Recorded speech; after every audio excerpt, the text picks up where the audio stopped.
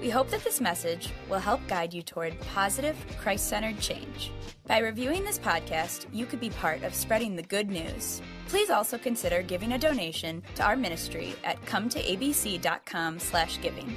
As always, these messages are available to copy and share on social networks.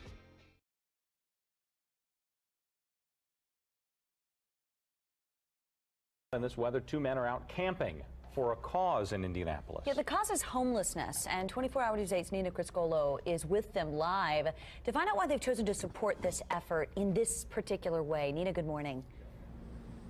Good morning, Lauren. It is cold outside, as you guys know, below freezing, but these 2 men chose winter for a purpose when it came to raising awareness for homelessness. This is Jeffrey Kincaid and Dwight Odell Carter spending a week outside, and when people hear camping, they might think something different than what you're doing, right? Yeah, we're definitely not camping.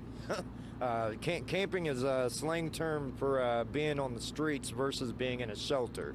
So we are camping for a cause. And that's homelessness, which is something that hits very close to home for you. Yeah. And I know this week is an emotional one for you. Talk to me about that.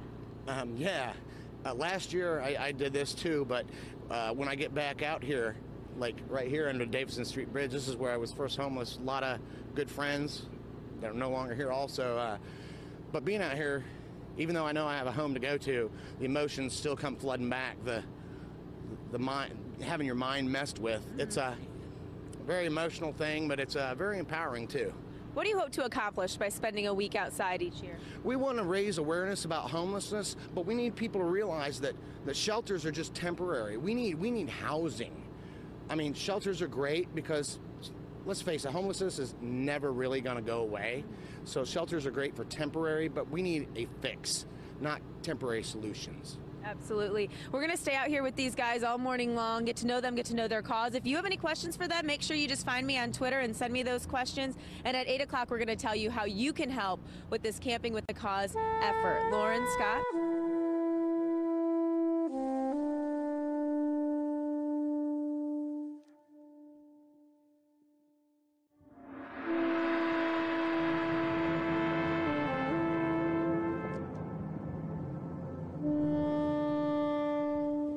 We just met Kira and Josh tonight, actually, after the outreach. And Kira is 26, pregnant. I've heard the men's side. What's it like for the women? Unless you hook up with a guy and basically Get raped? hook up with him, whether you love him or not. If you stay out here and you're alone, Yeah. I've been raped more times than I care to remember. The first time, it was 4 guys. 3 of them held me down. Were these homeless dudes or just dudes in general? You don't know? No, they weren't homeless. 3 of them held me down while one of them raped me. Yeah. But get it all Then out. they took turns until all 4 of them had raped me and left me laying there beat to hell and back.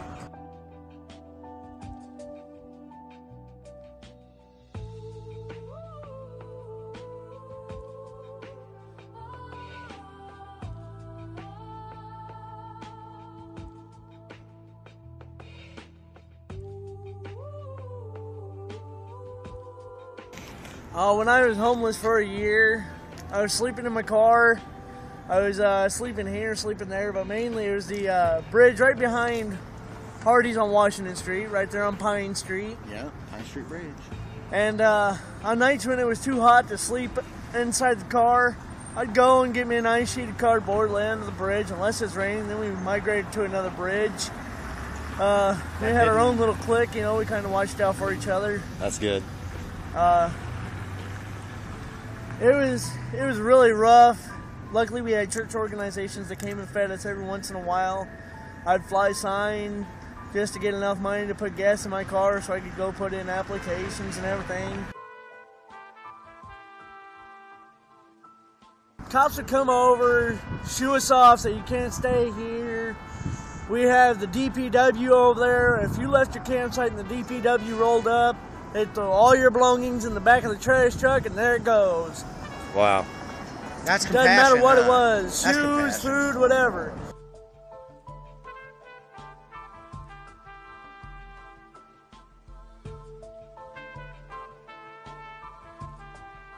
How long did it take you to get off of the streets? Almost a year and a half. And that was with you trying to get off of the Yes. streets the whole time? Yes. Me going in every day, going to different places, putting in applications. They say, what is your current address? Well, currently I'm homeless. And they just take your paper and literally ball it up and just throw it in the trash. Wow. Did you have a problem ever with an ID? Because I know getting an ID if you're homeless is really hard. Yeah, because they have nowhere to mail it to. And no documentation, you don't have birth certificate and things to get it in the first Yeah. place.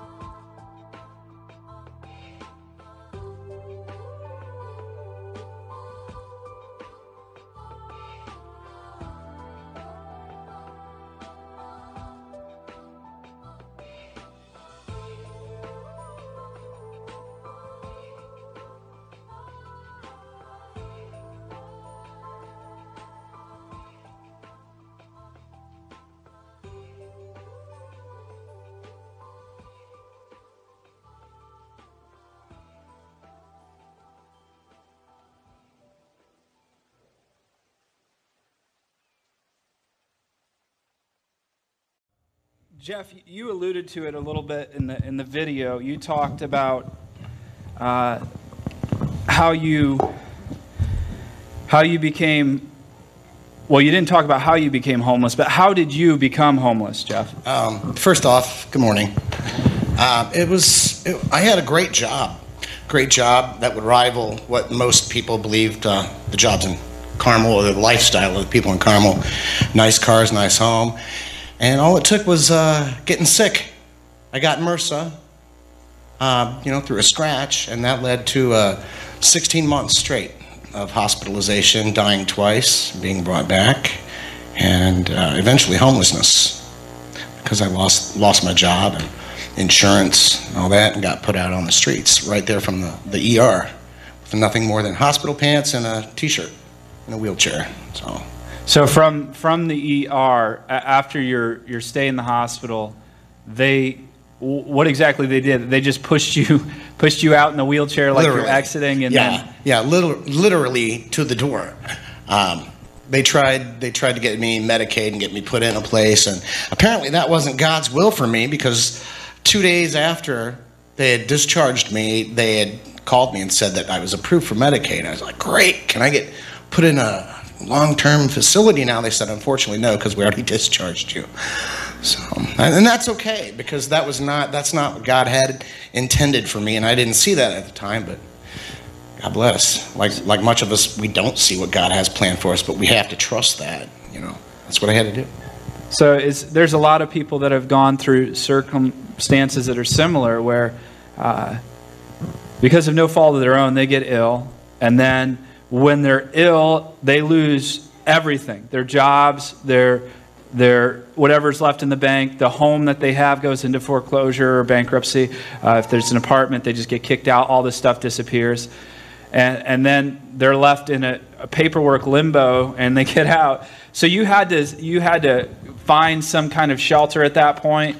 Yeah, I went and stayed at the Wheeler Mission. A gentleman outside the hospital was kind enough. He gave me his jacket and wheeled me to the bus stop a block and a half away, paid for my bus ticket, and there I went to Wheeler Mission. But even at the mission, I was going back to the hospital weekly. They couldn't figure out what was going on, so it was a battle, but that's basically it. Right? So how long were you homeless? 2.5 years. 2.5 years. 2.5 years, and it wasn't from lack of trying. It wasn't being lazy, contrary to popular belief of the homeless. I didn't have any addictions, no alcohol, drugs, anything like that. That's just how long it takes. Sometimes it could take maybe a year. But I noticed real quick that if we was put out on the street tomorrow with no family to help or no church to help, there's no way you could stand there and say, next week I'm going to have a place. It ain't going to happen, because you're at square one, period. Start. Yeah, we saw the young man in the video who was talking about how he didn't, he'd go in and say, well, they ask you, what's your address? And they say, I'm homeless, and they don't want to deal with it. They don't want to even try because it's too hard for them, or they've already gone through something. They just don't want to. How is it during your experience during those 2 years? What was it like living on the streets or living between missions and just struggling along like that? You know, at first, reality, I guess, set in at some point, obviously. But when it first happened to me, I'm in the shelter and I'm looking around and I'm going, you know what, I don't belong here. I don't belong with these people. You know, what's going on, you know? And then you start to talk with them. You start to see the face of God come out, and you start to see those things that you do have in common outside of your appearance. And you're like, oh, you know what? Maybe I need to rethink my own thinking or my own feelings. So what would it, before you were homeless, Jeff, what was it like when you ran into homelessness? How did you treat it? I didn't. That was just it. I was the wise guy that would drive up on, we've all seen the people on the overpasses holding the signs, and I'd be the wise guy to go, yeah, here's a couple bucks, and, you know, I picked you up a job application, freaking bum, you know, and I didn't care. Yeah, it's not something I consciously thought about, even though I saw it, I didn't see it. Yeah. That makes sense, you know. There's a lot of things. Someone else's problem. Exactly, you know. What can I do? Oh, well, here you go, buddy. There, I did my part, and that was about it. When I've been in cities, and I think every city has homeless, and to be honest, our town has people that are homeless. They may not be out literally on the street sleeping, but they're couch surfing, which just means they crash at different houses at different weeks until their welcome wears out. There's a tendency to, there's a couple different responses, and maybe you can follow up on this, Dwight.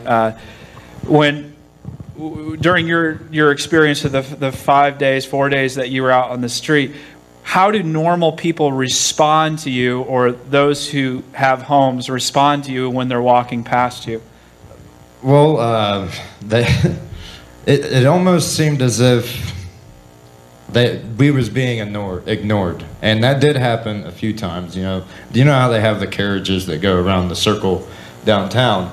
Well, they were doing it the first day we were there, and I would watch people come in front of us and lock eyes with them like I am with you right now, and wave, and they like they didn't even see me. They seen me. I know they seen me.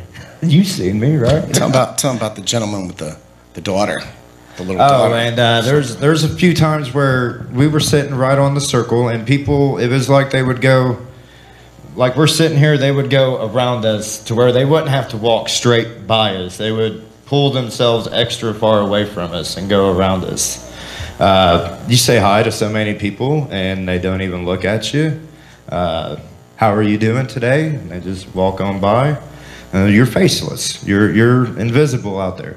We were able to talk to people about what we were doing, the ones that would stop and say, hey, because we had a sign, camping for a cause, you know, hey, what's camping for a cause? And that's when I started having fun, because we actually got to talk to people.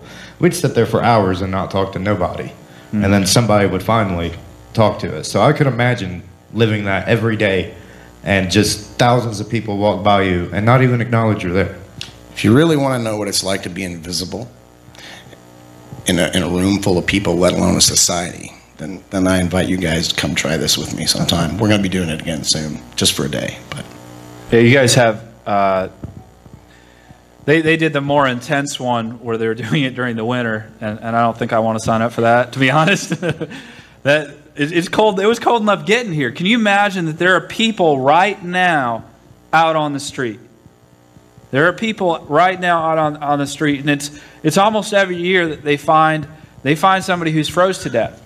They find somebody who's froze to death. So when you were out there this last week, where were you guys sleeping? How were you staying warm enough to make it through the night? Well, I wore a large amount of clothes. I don't know if you could tell on that clip, but I probably looked like two of me. Coveralls. We didn't take much down there, because being walking around and being homeless, you know, you got to carry everything with you everywhere you go. Okay, so we were limited on that. And the first night we slept in a parking garage. Okay. And that was nothing normal for me at all. How well did you sleep that night? Tell them what happened. I love this. We were looking for a secure place. We didn't want to go and take a bed from somebody in the mission because we're not actually homeless. We have a home. We have a bed to go to. So we didn't want to put somebody else out. So we looked for a secure place. We went to a parking garage, and we got to the top of it, and it was all right. We felt alone, but we quickly found out we were not alone. We started hearing voices and noises, and we don't know who else is in here with us, whether they're friends, they're foes, what they're doing here. So it was very restless. I mean, it's not just sleeping with one eye open, like sleeping halfway so that you know what's going on. We had people run up on us. We were laying there sleeping, and somehow we both woke up, and a minute after that, we see a gentleman running towards us. Okay, so this is 2 o'clock in the morning in a parking garage in downtown Indianapolis. You know, so we were kind of on guard. Yeah. You know, we didn't have no weapons with us or nothing. We had a cane. But they come running over, and they popped open the door, and they said, "Is it just you guys in here?" We was like, "Yeah." And he turned around and left. Okay, so why'd that guy just come over here? What are their intentions? Why are they wondering what we're doing? So it was a night of no sleep at all, period. How many of them were there? Exactly. They kept looking at now us. We're on defense. You know, they just played offense and came and made the first move. We don't know what's up. That's interesting because how many of you have had problems falling asleep at night before? Can you imagine not having 4 walls around you, not having a door to close, and just being out there in the open to whatever happens, and realize some of these people that are homeless are perfectly friendly. In fact, some of them are far more generous than I am in what they do and how they live. But others of them are on the street because of the situations that started in the 80s where they started shutting down mental institutions. Yeah. And so you don't know exactly who you're dealing with at first, whether they've suffered through addiction, whether they've gone through health complications and just with the fall of the economy, or if they're certifiable. Some of them are. They're under-medicated. They don't have access to medical treatment and things like that. Talk a little bit about that. I know you guys experienced running into somebody that was not well in the mind. You want to take this? A little bit, sure. I mean, you can chime in, please. I'm not that great at public speaking, so thanks for bearing with me. We were coming back downtown one afternoon, and Dwight and I were just talking, getting the fellowship as we did, and we hear this ruckus a block away, and we're looking. There's a guy, a homeless gentleman, standing in front of Starbucks, in front of a wall. Just a wall. Yelling. Like not even a foot away from it. Yeah, I mean, giving it, you know what? He's tearing it up like he's just, this is his worst enemy.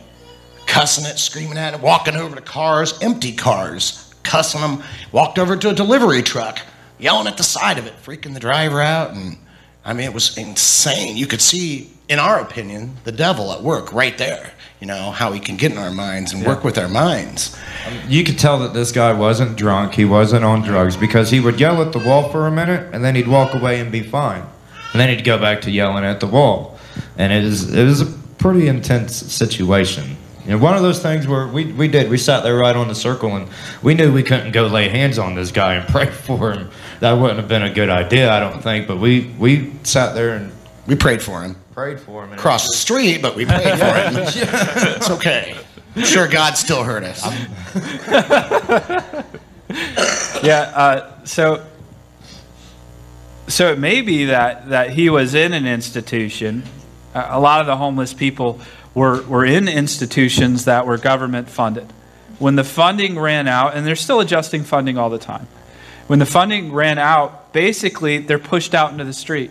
Yeah. And these are people that cannot take care of themselves.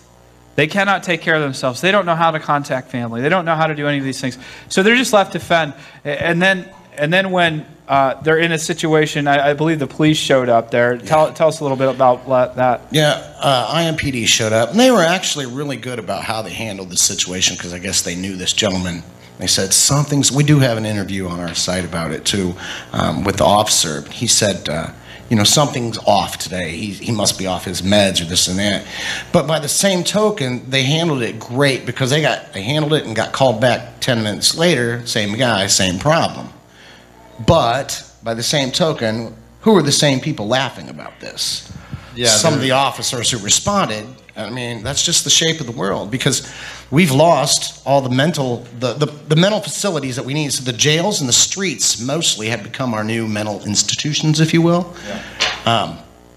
But it's not just that. I mean, I've met a gentleman down there that when I was actually on the streets, his street name's Spaceman, and he didn't have any physical issues. He's not, you know, mentally off.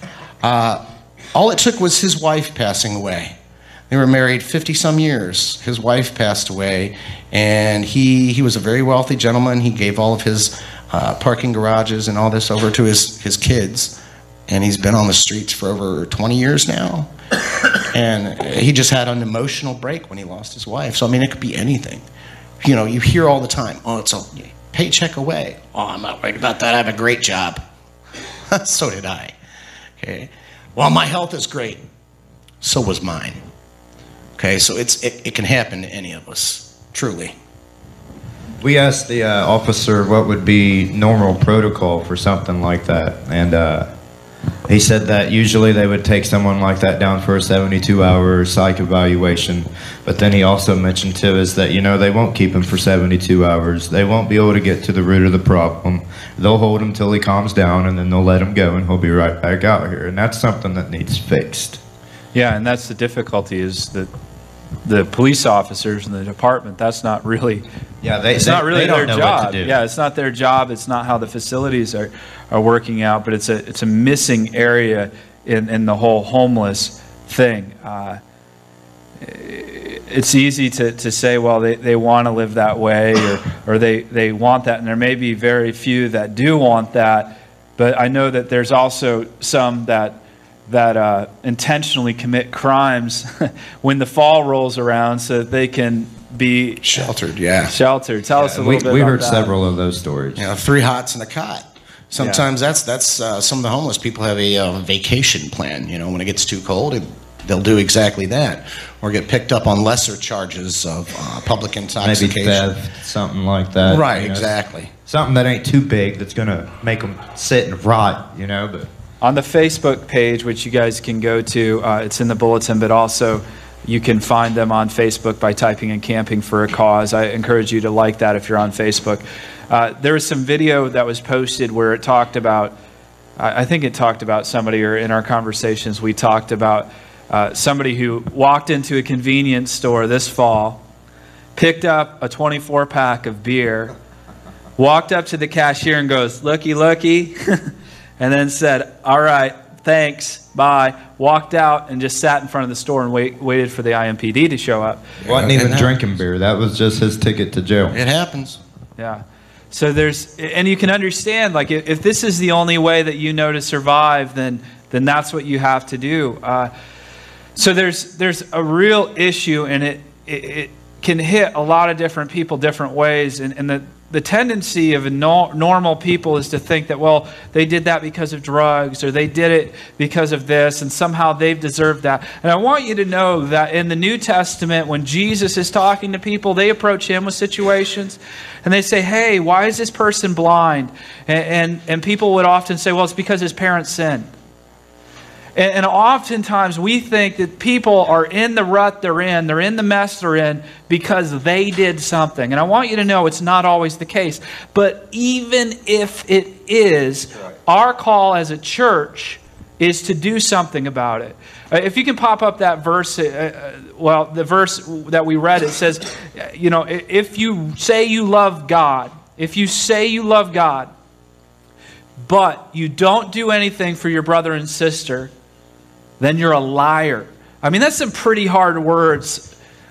That and faith without works is dead. So. Yeah, James says that faith without works is dead. That there is something that we have to do. And too often, I think what happens is when we hear stories like this, we can go away and we can feel a couple different things. We can feel like, oh, I am blessed, I am rich, kind of like what we talked about, you know, weeks prior. Or we can walk away saying, man, I really should do something. I don't want us, the purpose of this isn't really to make you feel bad, to make you feel guilty with what you have or anything like that. What we want to do is encourage you to step into ministry.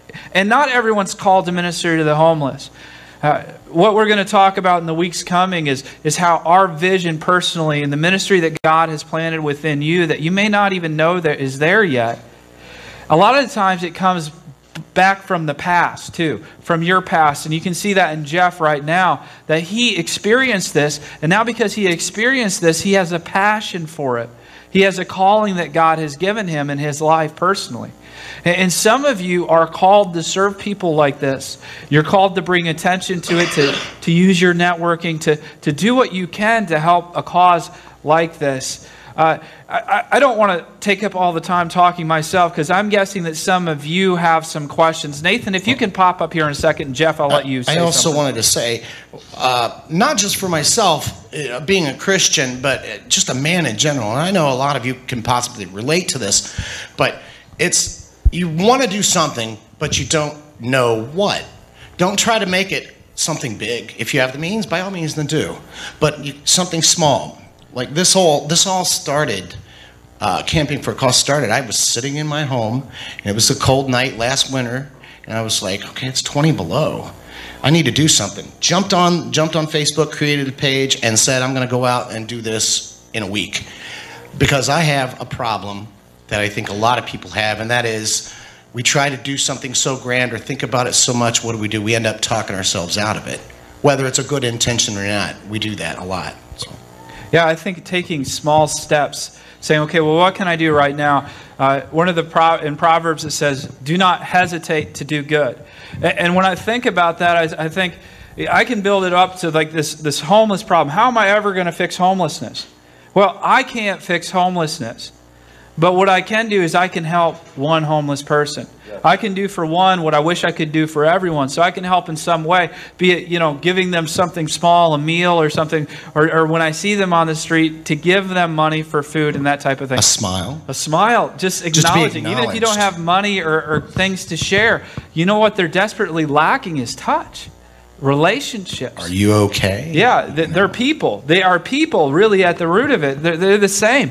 I want to open it up. If you guys have any questions, if you have any comments, if you've seen any experiences or had anything, if you want to share something, if you want to ask Jeff and Dwight something, Nathan has a microphone. He's going to run it around and so that everyone can hear the question. Don't jump all at once.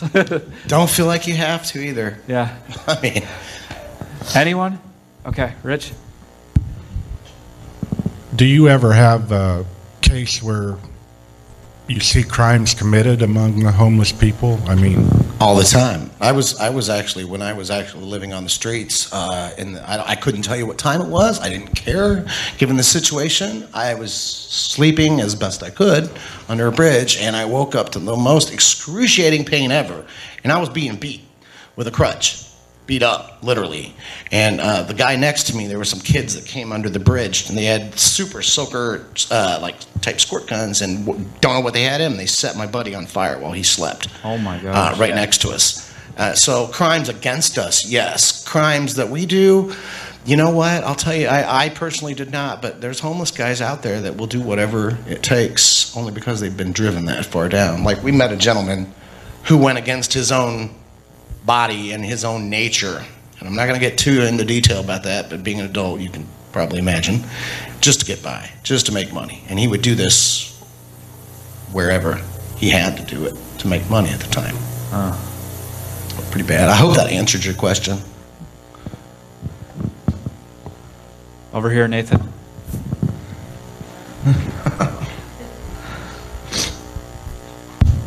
Did you ever run into, or Jeffrey, maybe you've been asked this, people think that, oh, if they're homeless, can't they just call their mom, their dad, their brother, and their sisters?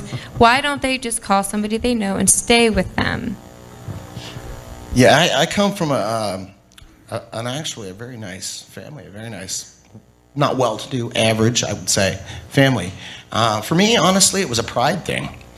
I didn't want my friends, let alone my family, to know I'm out on the streets. I didn't want them to know also that physical struggle I was going through in the hospital. I mean, I passed away twice, and they're like, why didn't you tell us? I'm like, it's something I had to do on my own. You know, I had to do this. I had to prove that to myself, and I'm glad I did it on my own, because for me, not everybody is going to be this way, but for me, that was my personal rock bottom, and that's what brought me to depend on and to rely on Christ every day of my life. You know, did I need it then? Probably. We all do. But did I see it? Not until then. Not until that point. Sadly, sometimes everybody's rock bottom is different. I was down there long enough to notice that homeless have their own little type of community, almost. Not like a place they go, but relations with each other. You know, we came into contact with homeless people that would be out for the day collecting food for homeless people that cannot get up and collect their own food. You know, so there's a lot of that, and it's... What about our buddy with the trash can? Yeah, I mean, we was down there 5 days, and we watched this guy 2 times during the day. He'd come around twice, in the morning and at night, and he would look in every trash can around the circle and take food out of it and load it in his backpack and take it to wherever he went. But this was this guy's normal life. That's what he did. That's how he survived.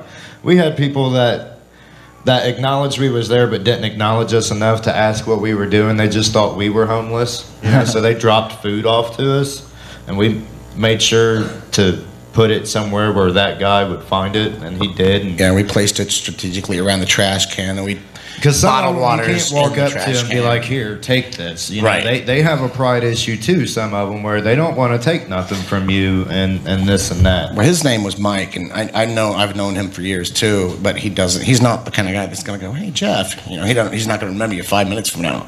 He's got mental issues himself, but he won't go to the missions to eat. That's his diet, strictly out of. He doesn't want handouts. But I mean, it's the reasoning and things I can't understand it. You can't understand it, but you live in that environment long enough. Who's to say what you're gonna do? Yeah. You know. Any other questions, Dave? What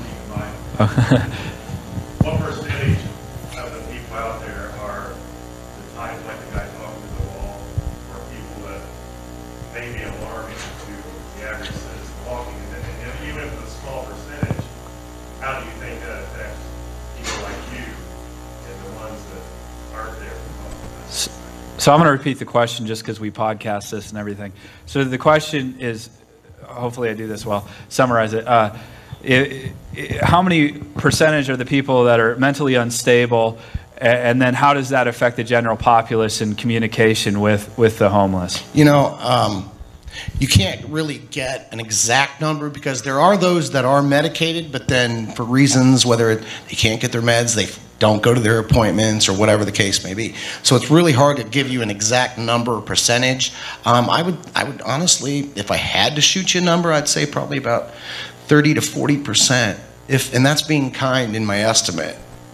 I mean, it's really a big problem because it's not all people who are going to run up to a wall and just jibba jab at the wall like they were nuts. You know, there's different levels of that mental thing. As far as how it projects on homeless that do not have mental problems, I mean, I've seen a lot. Okay, being honest, I've seen people walking down the street yelling at the ground. You know, even saying God stuff. You know, just yelling at the ground.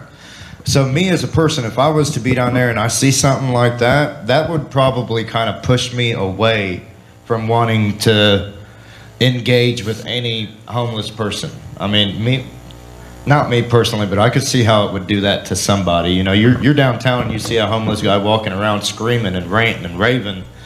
It's probably going to make you walk around the next one, you know, because you don't know.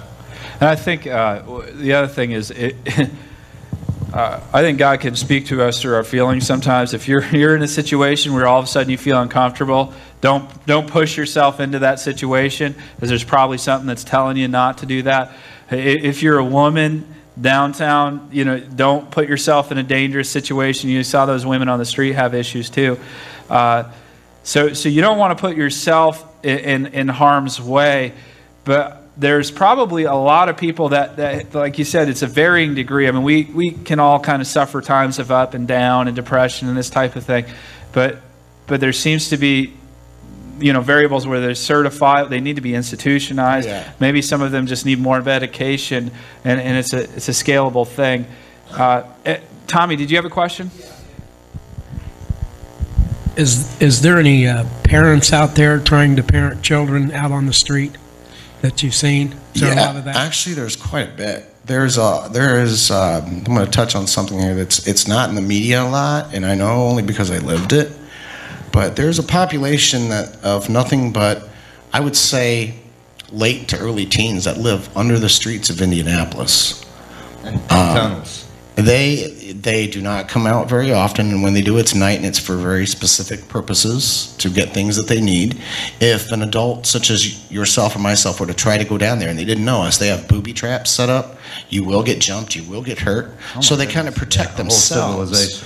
It's nothing but young kids. And yes, there are mothers and children out there, but thank God there are better programs for parents that do have kids and that can keep families together, some of those missions, but there's not a lot of room at them. And missions really in that type of situation, unless you have a personal game plan for yourself and the means to get that employment or get that, your time runs out, and then you have to move to the next one. So you're just hopping around rather than solving the problem. After the first night of sleeping in the parking garage, we were doing videos where when we'd wake up, we'd talk about stuff. We woke up after the first night in the parking garage, and Jeff asked me, so what do you think? And when I woke up that morning, the first and only thing I could think of is if one of my kids was out here on the streets, and me knowing, how unsecure and everything that you've heard here, and some things you ain't heard. I wouldn't be able to sleep. I wouldn't be able to sleep. If I knew that my kid was out there and I didn't know where they were sleeping or who they were talking with or whatever, but I knew they were homeless, that'd crush me. Yeah, we were watching the video, and my son apparently is having issues today, so he's in here with us. It's always the pastor's kids, right? He's a sweetie, and he was watching, Devin was watching the video, and he goes, "That's sad." And that's a 4-year-old. He sees it, and he goes, "That's sad." And to realize that these people we're seeing pictures of and video of, they're someone's kid. Yeah. That's somebody's little boy. They grew up a little bit, but that's somebody's little girl. And not only that, this is the children of God. These are the least of these that Scripture talks about. And Jesus talks about how we're supposed to go out and invite them in to the kingdom of heaven. And not only the kingdom of heaven, we're supposed to minister to them.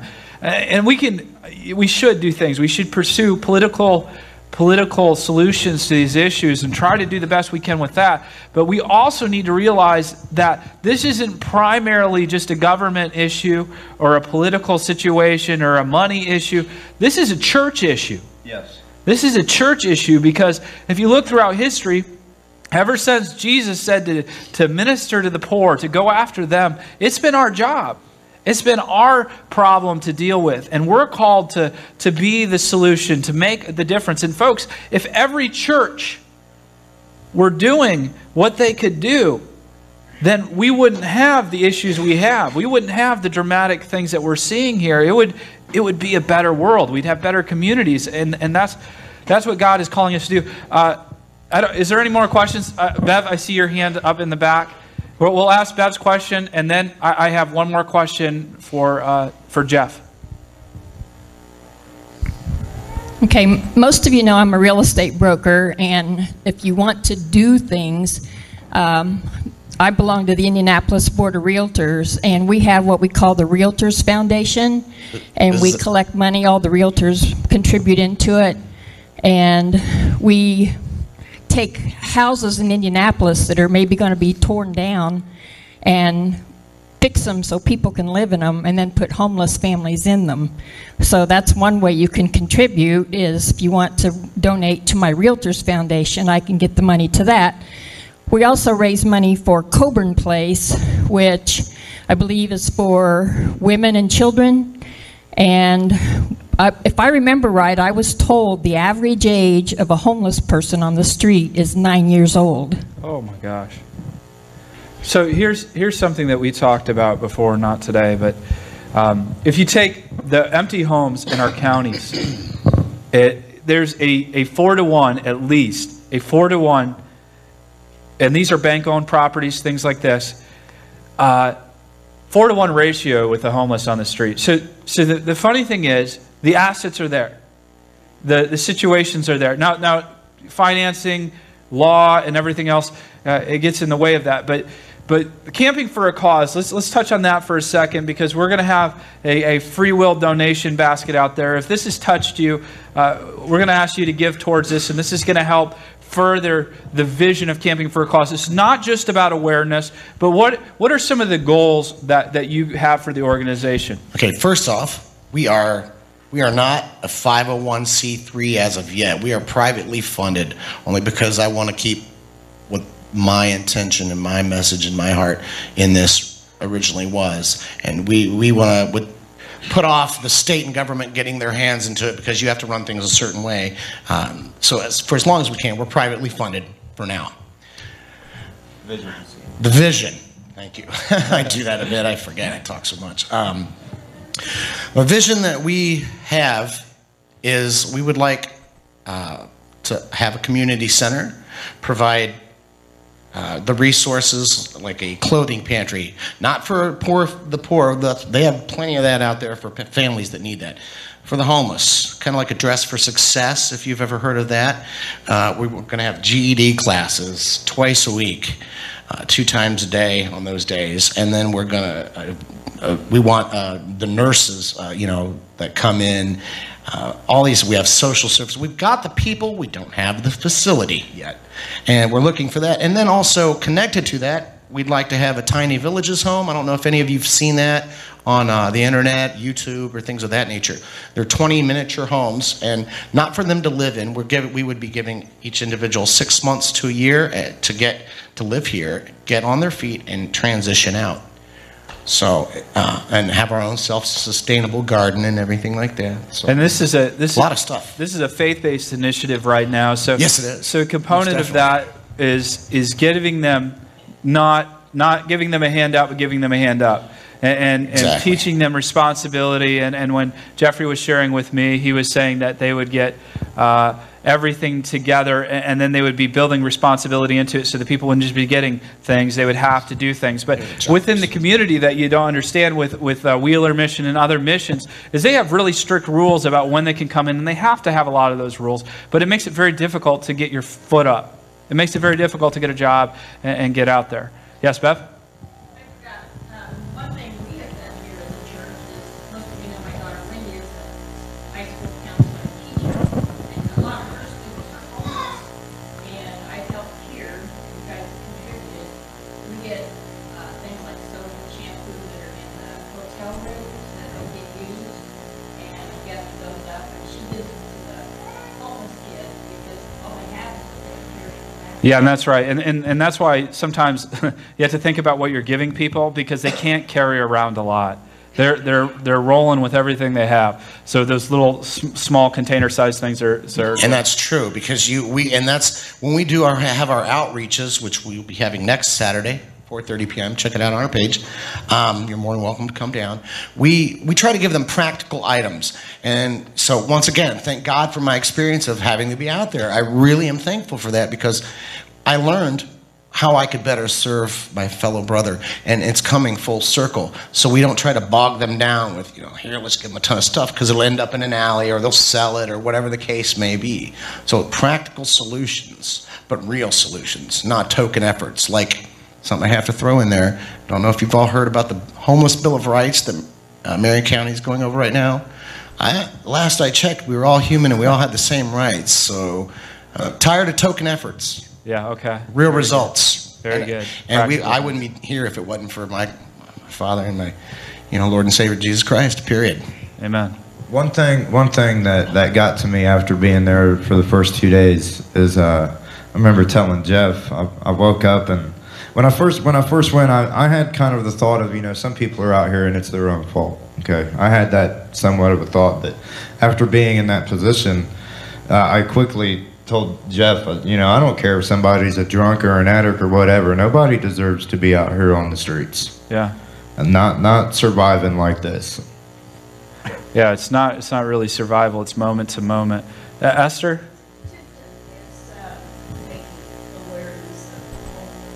Tipton. Excellent.